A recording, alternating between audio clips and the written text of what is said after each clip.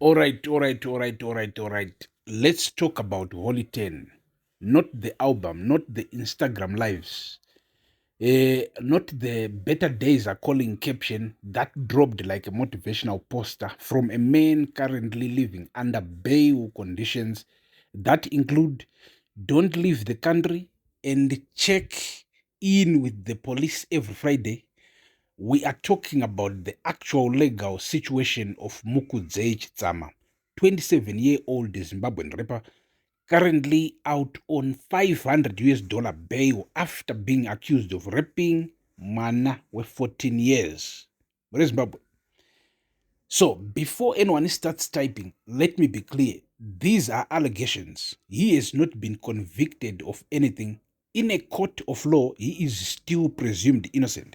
That is the system. That is the rule. Even when the story is ugly, especially when the story is ugly. So, where we are right now and what happens next. Right now, we are at the most Zimbabwean stage of any criminal case. There, we are still waiting for the forensic report stage. On 22 July, the state stood up in court and basically said, we are not opposing bail because we still need the lab results and the age documents. The magistrate said, okay, set bail at 500 American dollars, which in Zimbabwe is basically the price of a decent second-hand fridge. Ordered him to surrender his passport, report weekly, and stay at his given address. Next court date, 7 August, routine remand. Routine remand is the legal system's version of we shall get back to you. It's the court equivalent of when your bank says your transaction is being processed and 3 days later, nothing has moved. In Zimbabwean criminal procedure, this can go on for a while. The state needs to finish investigations. The defense needs time. The court diary is already full of other people's disasters. So the case gets postponed and postponed and postponed until one day someone decides it's ready for trial, or until the evidence doesn't hold, or the complainant doesn't show, or the docket grows dust like an old pair of Air Force Ones in a cupboard. This is not the end, not even close. Bail is not freedom with confetti. Bail is the system saying, we don't think you are going to run or intimidate witnesses right now, so you can wait outside. The charge is still hanging over his head like a dark cloud that refuses to rain. The next step is either more remands while forensics and age verification come in, or the state formally prefers charges and the matter is set down for trial. Zimbabwe, rape of a minor is a serious offense under Section 65 of the Criminal Law Codification and Reform Act. When the victim is under 18, and especially when the state alleges force, threats, and multiple people involved, the court treats it as aggravated. The sentencing range, if convicted, can go from a minimum of 5 years all the way up to life, depending on the exact findings. So nobody is treating this like a traffic fine. Now, let's talk about how these things usually play out in Zimbabwe, because history is a better guide than Twitter timelines. We have seen musicians in this exact kind of storm before. Joseph Mtamba, the dancehall artist known as Chihomohom, was convicted of raping a 14-year-old girl who lived in the same house. Full trial, found guilty, sentenced to 18 years with 4 suspended, effective 14 years. The magistrate even took time to note the irony of an artist who sang against child abuse ending up in the dock for it. That case did not collapse, it went the distance. Then there is the older, almost mythical case of Paul Matavire, Dr. Love, in 1990. He and another man were convicted of rape. He went to prison, served a bit more than a year, and then got a presidential pardon. Different era, different politics, different public mood. But the point remains, even famous people have been convicted. On the other side of the ledger, high-profile cases also collapse. We recently watched the Mai Jeremiah matter fall apart in court. The magistrate found the complainant's evidence inconsistent and acquitted the accused. Witnesses don't always come, stories change, evidence is incomplete. Sometimes the state simply cannot prove its case beyond reasonable doubt. That is also part of the system. Acquittals happen. Then there are the cases that just stretch. The Magaya matters have been postponed more times than a government tender.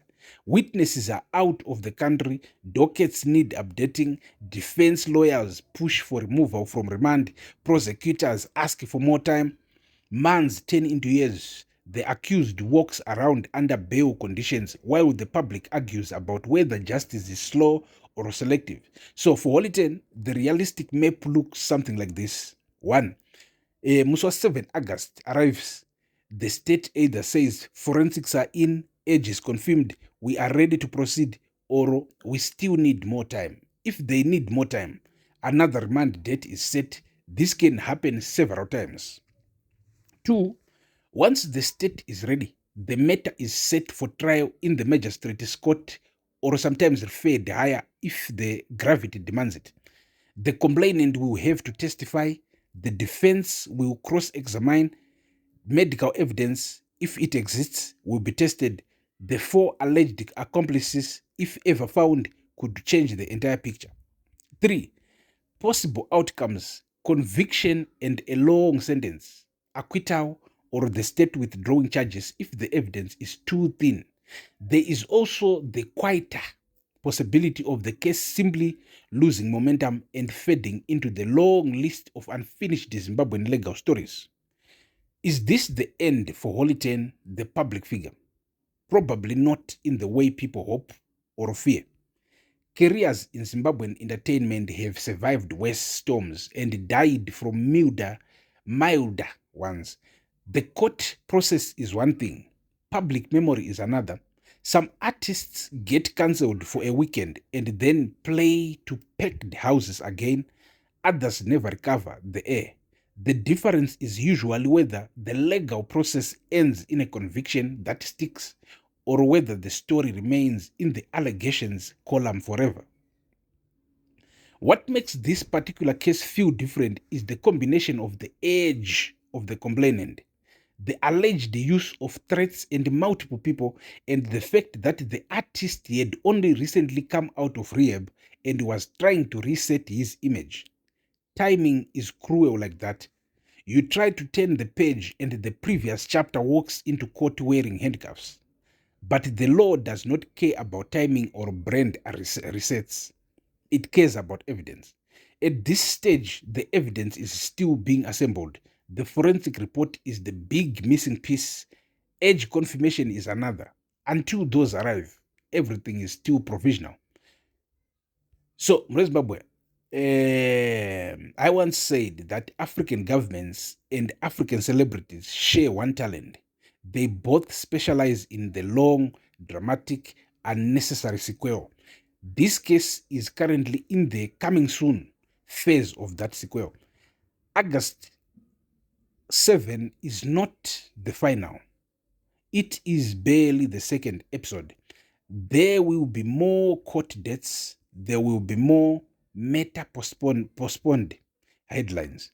There will be more social media essays from people who have never read a single page of the Criminal Procedure and Evidence Act but feel qualified to deliver verdicts.